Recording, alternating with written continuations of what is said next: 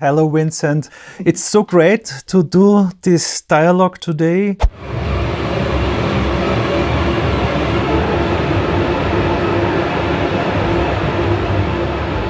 Santa came a bit early this year, and he brought us a new module for Duality Strings, Synchron Duality Strings FX, featuring special effects, new textures, and groundbreaking playing techniques recorded with the Duality Strings philosophy. And a few days before Christmas, this very special occasion calls for a very special guest. Okay, not Santa, but almost. Because like Santa, this man is a legend. Yes, ladies and gentlemen, with us today, who better to talk about this new library than Mr. VSL himself?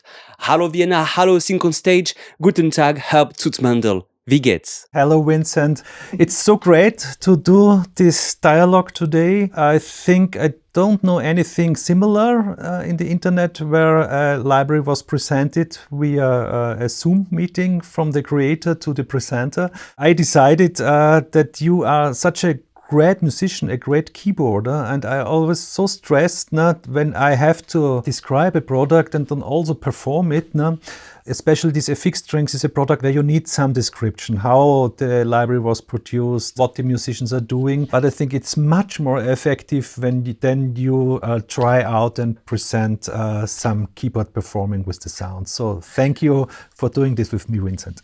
The pleasure and the honor are all mine, and I'm sure we're gonna have lots of fun today. Okay, so before we start exploring, I just had a few questions, if I may. First of all, what was your mindset in creating this new module for Duality Strings? How did you come up with the idea? First, I just wanted to explore new territories. We tried out a lot of things which I even didn't know how they would develop, how they would sound. Also, there were no examples I could listen to. Simply do experimental stuff. Of course, there are classic of modern string writing included. The main course was just to hear something new.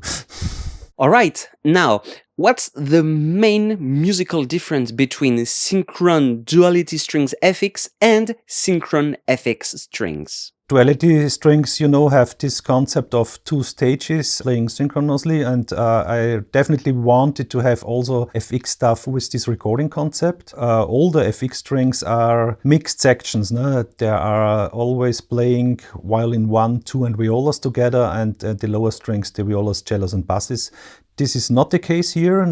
Every string section is recorded separately, but in two stages. And also there are not that much pre-recorded phrases. This library is more on basic sounds where you can design your FX phrasing for yourself. Yeah? And last question, was this library difficult to make? Like with all the different playing techniques and also recording in the two stages at the same time and to be extremely in sync, how challenging was that? There's always a challenge when you ask musicians to do things the very first time, especially if you ask for playing styles and techniques which are completely contrary to their natural instincts of a string player. So you have to convince them that it's okay to play like that, to play ugly and this kind of stuff. And of course there are also difficulties. Some patches are difficulty for the string players. Not all, but some are really difficult. And of course then we have to rehearse a little bit before. And then everything gets fine, hopefully. I'd love to start by playing some tutti sounds just to see how the library reacts under my fingers.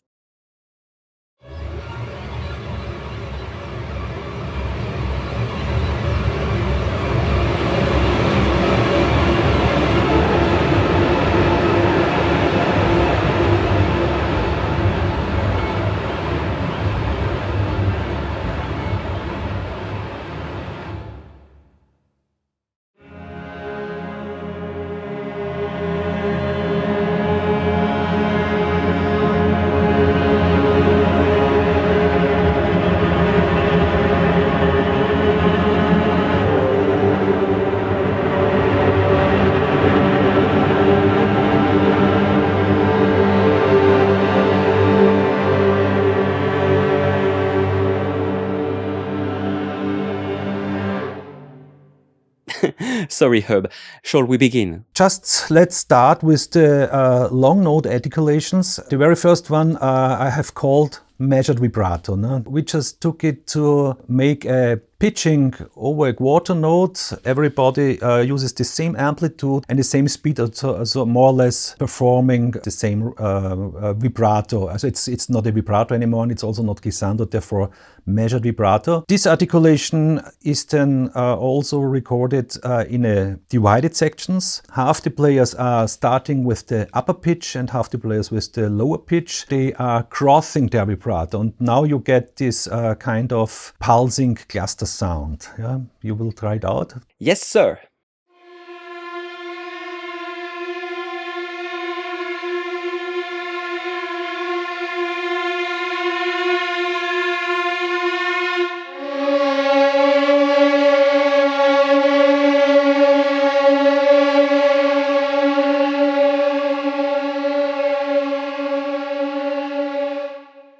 These long articulations are usually not so effective when you use it for shorter notes. No? They have to have the time to develop a little bit so that you get the idea of it, of course. No? And this was the slow version, right? Yes, and now I'm with the fast version and I see that we have several directions. We have the one direction and the crossed one. What does that crossed mean? This divisi section, where the players start, half the players on the lower pitch and the other half on the higher pitch. And the one direction, they're all more or less on the same pitch.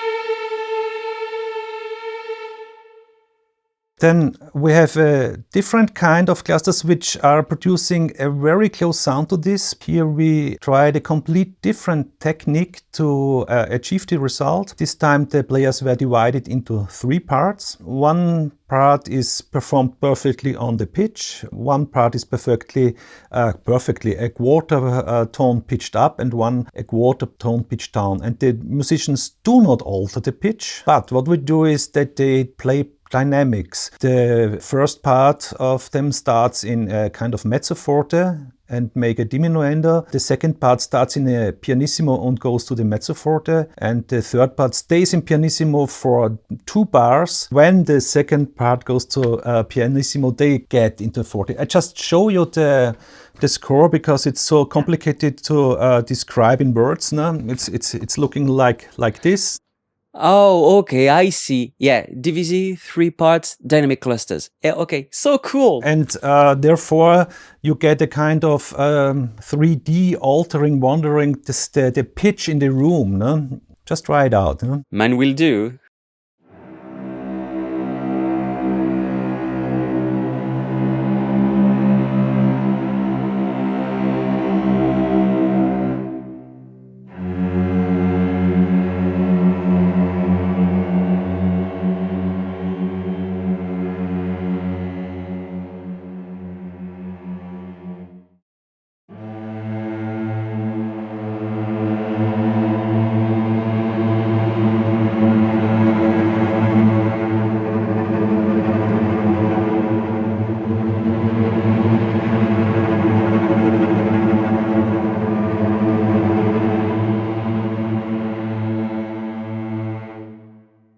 Then, do we have some glissando options for the clusters? We should have some, right? Yeah, you are mind reading, Vincent. Go to the glissando cluster. Yeah. This time the section is divided into 6 parts, also 6-part divisi. If there are 12 musicians, that means 2 musicians stay on the starting note. Also they all start on the same key. 2 players stay on this key and all other 10 players are slowly doing a glissando upwards. No? The next 2 players, when they reach a whole tone interval step to the starting note, they remain there. And when the next group get the next whole step, they remain there. And finally, you get a whole tone scale cluster. I also show you the sheet music for this. No? I don't know how clear this is. So you see the first voice is simply remaining on the key, and the second, third, fourth, fifth, sixth are just making the glissando a little longer. No?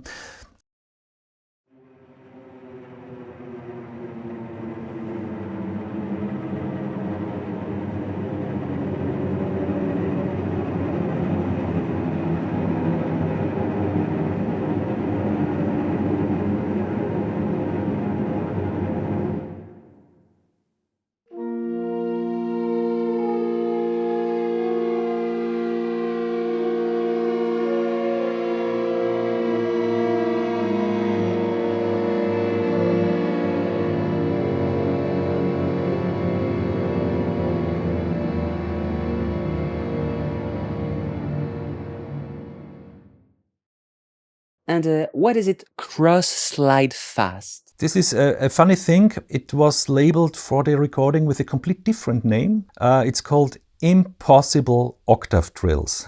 Oh, wow. And when we put the sheet music in front of the players, they just thought we are not right in our heads, in our mind, because they see there, I just can show it, a notated trill over an octave. Yeah. So usually the players would help them that they play it over two strings, but it's asked for on the same string. No? I can show this here on my instrument.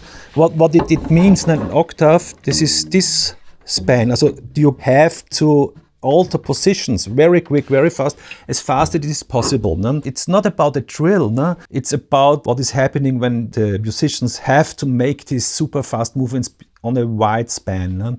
And you get a very funny result.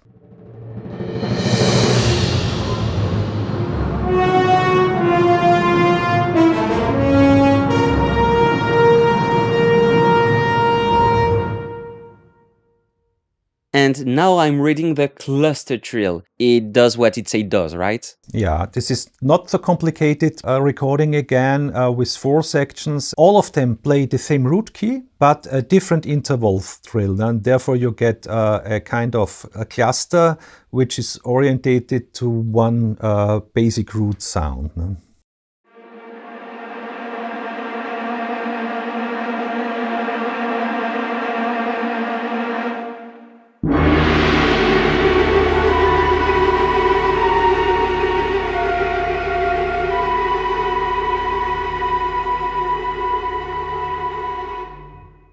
As you see, all this stuff, that these are not static sounds, but give a lot of movement inside, so that you not get that bored. Now, if you play a note, okay, now we have learned it how that sounds, but that there's always motion inside and sometimes also development. Now we should talk about the short notes, right? And this is one of the projects which was the first one, the most difficult one. It's called shuffled notes. No? And if you try it later, then you will hear that it sounds very close to very fast repetitions, but these are no repetitions.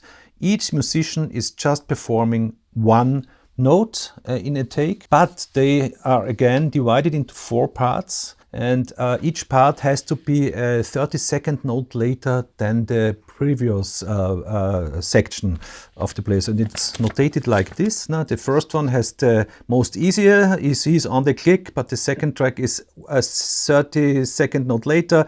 The third part, 2 30-second notes later, so 16 notes later, and so on. This is something very difficult to perform. I did know that it will not be 100% perfect. But we also tried with this patch to introduce a kind of 3D room effect performed by the players. So we designed 2 versions. This effect, of course, just works best in stage A of the synchron stage, where you have the distance between the front desk and the last desk, which is most far away, have more distance to the main mic. No? The version where the front desk players start, they are on the grid, and these delayed versions are going back into the room. But it's not a delay, it's performed that way. And the other way around, where the last desk are performing on the click, and the delayed versions are coming closer to the main mic.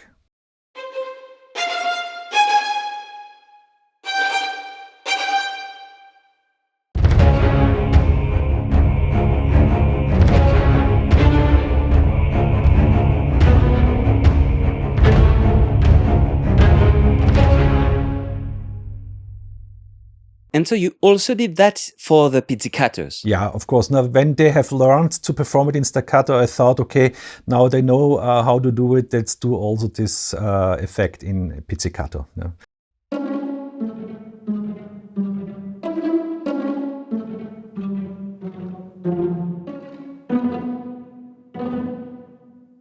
Okay, then another short note category is maybe similar to the Richard Strauss cluster effect, but this time performed in a super fast tempo for staccatos and détachés, where they also start on the same pitch And it's also divided into 6 part divisi. The first desk stays on the pitch. The second desk is making a fast glissando hold on up. The third desk 2 hold-ons and so on. So you get a clear unisono root key which develops super fast into a whole scale cluster. Okay, I will take the violins now.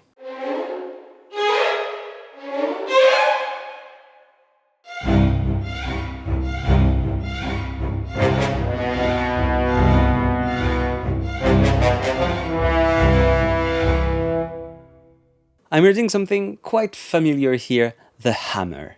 Every guitar player will associate something useful to it. String players usually not. But I say it's interesting that you get a very distinct sound also on any string instrument if you just hammer down the string. Yeah, it's nothing more than that. Usually string players use this to find their pitch before they have to play, but of course not that loud, so just very defensive. And yeah, I said it's an interesting sound. Let's do a hammered scale.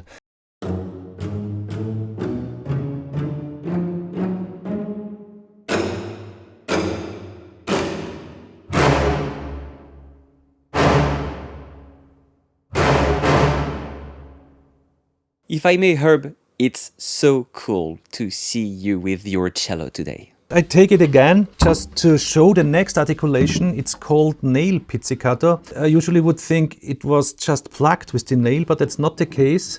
You put the nail beside the string and you, like you do with Bartók bits, where you just let the string slap on the board. You just let it slap on the nail. It's then you get this kind of result. And it's of course when a section does this, it's more interesting than on a solo instrument. So that is nail, not plugging with the nail, but plug on the nail. No? On the nail, got it.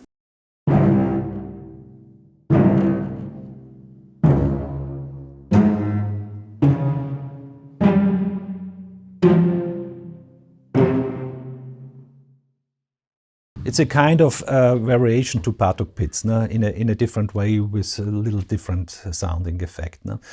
And glissando pizzicato, this is a classic, of course. It is just plugging the string and sliding up to give an upwards glissando. Okay, so when the glissando goes up, does it lead to a defined pitch, or does it lead to a cluster, or do the musician do whatever they like? Yeah, it's free played, yeah.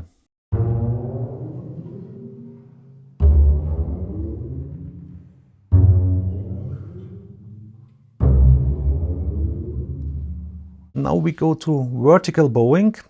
All right. This is something where I have confused all the violins and viola players because I'm a cellist, and for me it's 100% clear what vertical bowing means. So usually you are bow this direction, and vertical means we are bowing in the okay, no like left right direction, but up and down.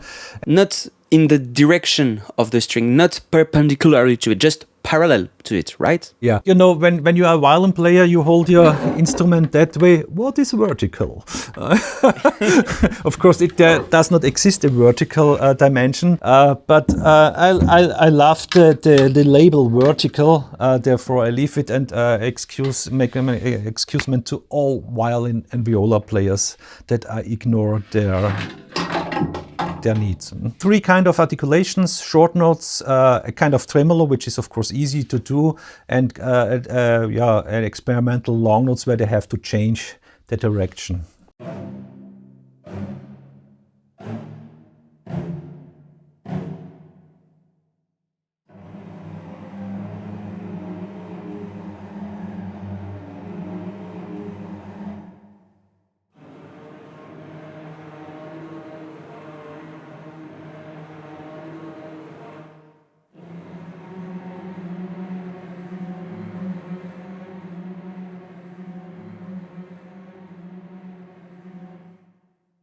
It sounds a bit to me like a mix between the quietness of the flautando and the overtones of the sul ponticello. There are a lot of overtones, of course, no really present fundamental, and also you hear more or less the resonance of the instrument body most and not what the string is producing. And I think especially the long notes and the tremolos are perfect sounds where you can do any layering with other sounds, and it gets this airy flautando-like character, but in a different way. I'm gonna try this.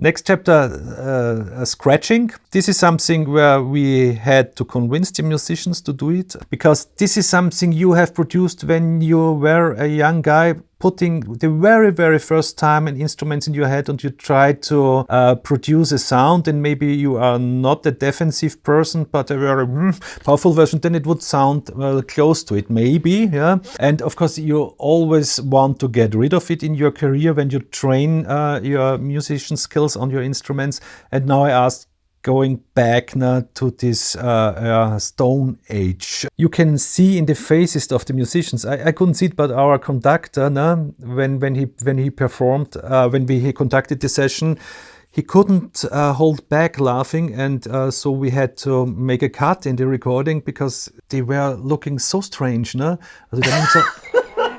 Yeah, so it after 35 years of experience conducting orchestras, it was the very first time that he loses temper. So, like, you spend your whole life being a top-class musician, you record in Vienna at the Synchron stage, and then you're asked to make the sound of a beginner. And with a lot of power, no? And it's not true, no? It's also difficult, no? Especially the sustains, no? Because the sound is always disrupting very, very easily when you do that. So it's you need control, no? To make this sound like a beginner, no?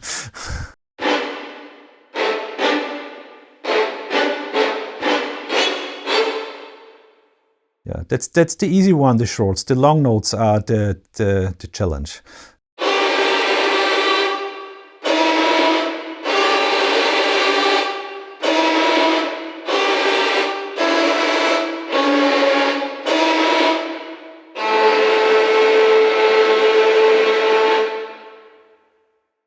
Yeah, you can really hear the struggle.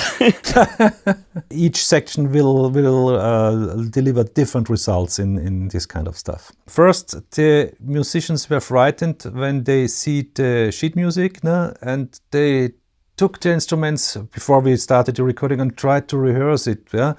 And I said, stop rehearsing. That ruins this patch. No? It has to be not 100% reproducing the written score. And I just show you the... I was about to ask you if you were having it. Yeah, I have it here. It's a 4-part division, so 4 different parts are performed, and it's written in a way that it is really hard to encrypt the rhythmical structure. Wow. And that's because I don't want to have it precise. Now, it should be a kind of chaotic feeling. And we did this in 3 different versions. One where they played each note on a dedicated string, also détaché, a legato, and again the vertical bowing. It reminds me, the détaché version is just a vivid discussion between different people. The legato version in piano is just a kind of murmuring, and the vertical bow is just whispering. Okay, so let's start by the vivid conversation.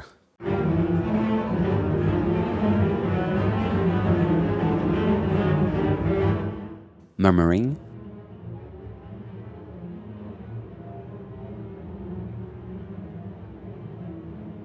And whisper.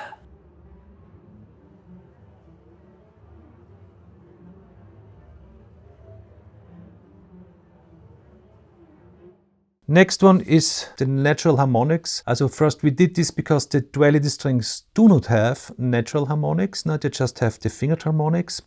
Therefore we did just the basics for short notes, long notes, tremolos. Maybe I just start describing for all the people who are not used to string instruments. Usually you press down the finger, you shorten the string and therefore you get a different pitch, a higher pitch. With natural harmonics you do not press down the string, you just dip slightly on a certain point of the string. I'm dividing now the string into two halves. No?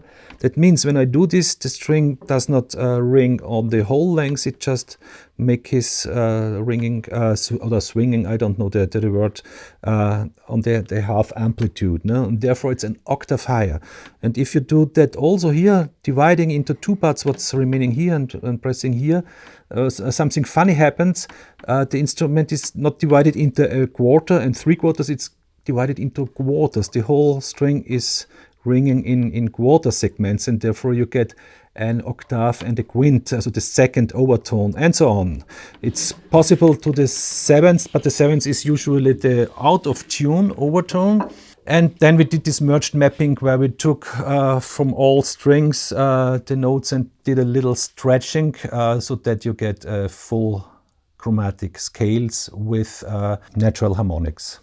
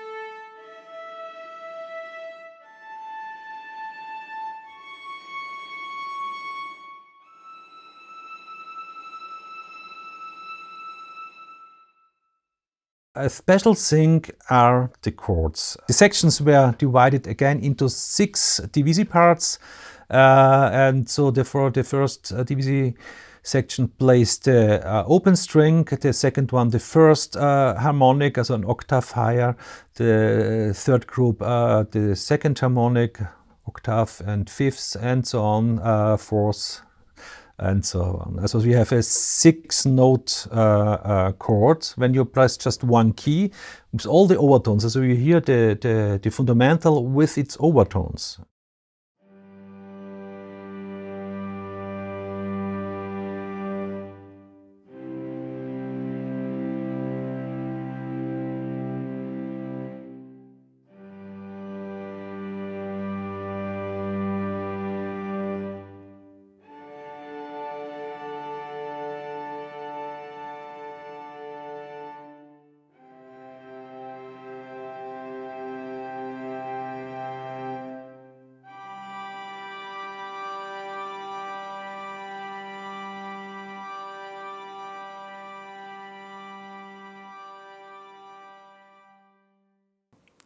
That's really sweet. Of course, in the real world, it would be not chromatically available. No? You would just have the C, the lowest string, then the G string, and so on. But I love the result that much that I decided to pitch the missing keys between the original open strings so that you can use this merged, these chord sounds in a chromatically way. And then you can try those, maybe take the long notes. It's so close to a typical registration of an organ, no? And if you mix it properly, you get, and you move it, you get the overtones coming out and going back. No? So this might be a very, very interesting patch, so to lay it with different sounds, the chords, natural harmonics patch. It gives me an idea to play a majestic solo horn line and to put this natural harmonics chord in tremolo behind. Let's see how it goes.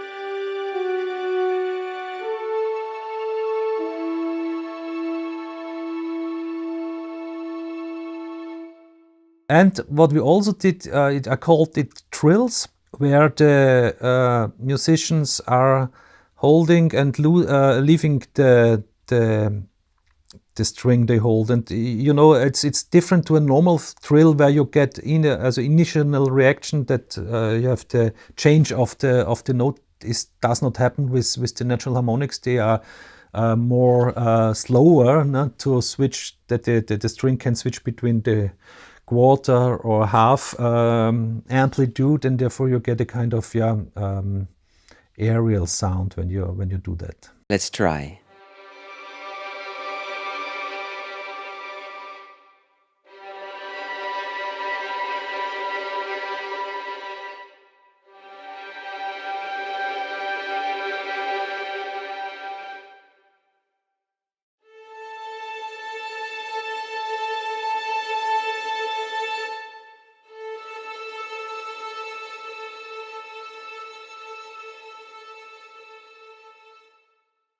So after all of this, the glissandos for the natural harmonics were like a must-have, right? The classics of modern writing are the arpeggios, as you know it from Stravinsky's Feuervogel. No? We couldn't leave it out. Now you make trills, then where are the glissandos? No?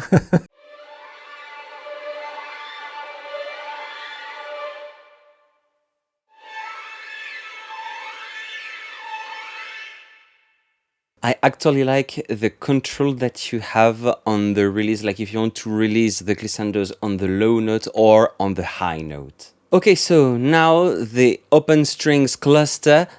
Here you have to explain me, because normally this is not technically possible, right? Yeah, it's not a big secret. You have just to detune the strings. No? Again, we divided it into 3 groups. One stays in tune, one group is a quarter pitch down, and one a quarter pitch up. And I didn't hear that before. Something funnily happened when they played the first staccato notes. I thought, I know this sound now, and where did I hear it before? And then I realized it reminds me strongly on a waterphone, no? Because this is also this slightly detuned sound when you bow a certain stab. So just try it out, short notes, and I think it's waterphone-like. Yes.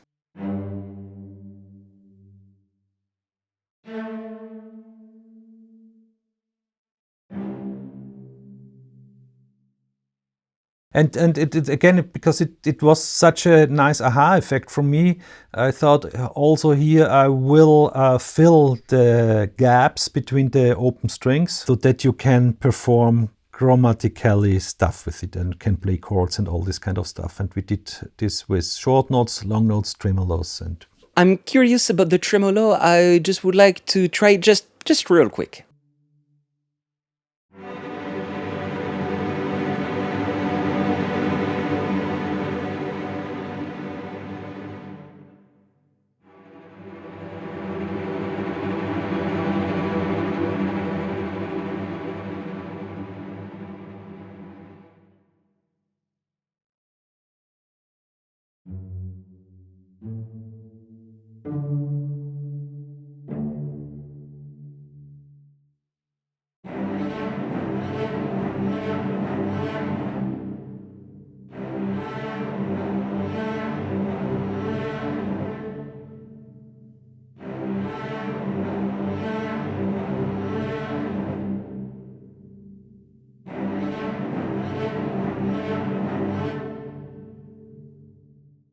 next one, yeah, is nothing super fancy, but sounds super fancy. The classic of modern writing, behind the bridge bowing. everybody who is not used to a string instrument, that means that we do not bow here. You bow exactly here, and you get kind of strange overtones, high-pitched notes. Each instrument reacts differently, and therefore you get this typical behind the bridge sound we also did in shorts, longs, tremolos, and arpeggios.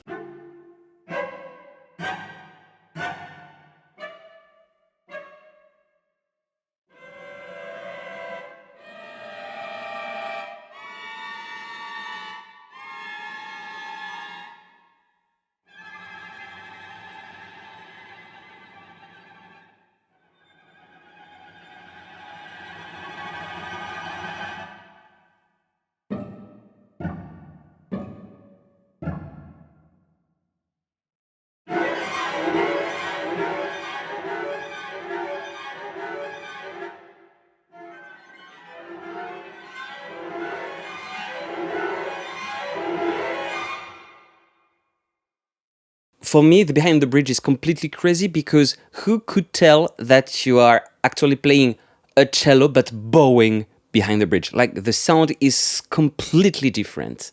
The next one is something I had big expectations, but it's not that spectacular. I wanted to make a kind of glissando down of the open strings, just opening the pegs, no? And it sounds like it sounds. And of course, we took the chance because we had to do it twice for normal bowing and for tremolo. So the musicians had to retune that. We also recorded the retuning. So you have this opening pegs, more or less. This is labeled down, or a tuning peg that's labeled up in regular bowing and tremolo. Let's check the second violins on the G string.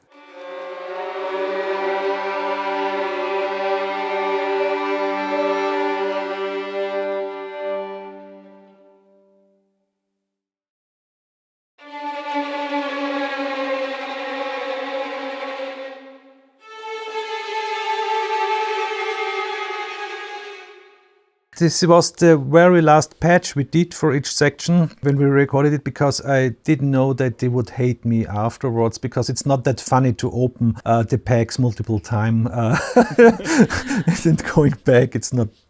Well, it's still super original and inspiring. For basses and for cellos, we did one extra patch. One is called the Collegno cluster.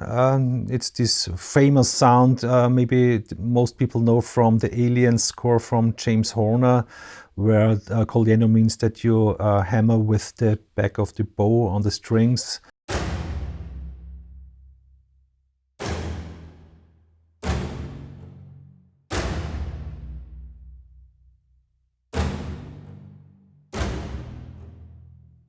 Okay, so bring the xenomorph in. I think we'll slowly reach the end of this video, so tell us, Hub, is there any surprise that happened during that recording session? Anything out of the ordinary that happened? During the double bass recording sessions, the players did some, I don't know exactly when, in a small pause, a special sound effect. No? And I was so curious, what's that? No? It didn't sound like double basses. It sounded completely out of anything I know what strings can produce. And of course I asked them, what are you doing? I couldn't see it because the camera view was too far away from the bass players, so that I couldn't detect what they have done exactly. And they told me, that's our secret. No? And so it was just joking a little bit. But I could convince them that we are allowed to record their little secret, and I didn't insist that they tell me what it is. So this is the only one articulation in our library where I have no idea how it was done. Wow, so definitely let's get into the unknown.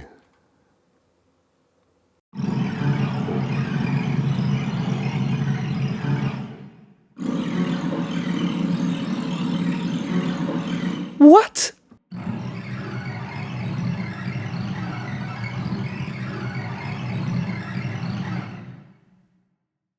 And the funny thing is there is no electronical or digital effect device included. It's really what they can produce on their buses. Here you are, my friends. Thank you for watching. I hope that you enjoyed this video as much as I did, well, making it. I hope that you will learn a few tricks along the way. I mean, so valuable information that has been given to us today. And yes, of course, without your trust hub and without the trust of all the team in Vienna, nothing of this would have been possible. So thank you so very much for having me today. Now, please have fun with your Synchron Duality Strings FX. And I wish you a very Merry Christmas, Happy New Year, and I will see you in 2025. Cheers! The shuffle shorts, no? Sounds like a little bit like the drunken shorts, no? That I ignore their needs. Let's definitely keep that take for bloopers. Anyway.